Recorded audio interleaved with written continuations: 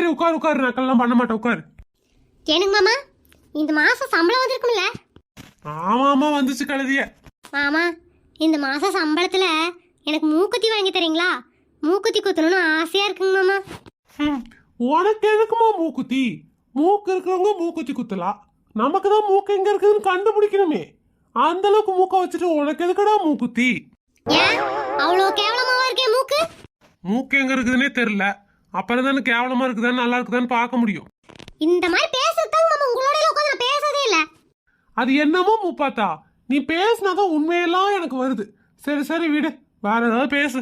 சரிங்க மாமா, நம்ம 2 பேரும் சேர்ந்து ஊட்டி கொடைக்கானல்னு போலாமா? ஜாலியா இருக்குங்க மாமா. அடி முப்பாத்தா, உன்னை கூட்டிட்டு யாராவது ஊட்டி கொடைக்கானல்னு போவாங்களா? உன்னை கூட்டிட்டு வேணா காசி ராமேஸ்வரன் போகலாம். ஏண்டி, அழகான பொண்ணுங்களை கூட்டிட்டு தான்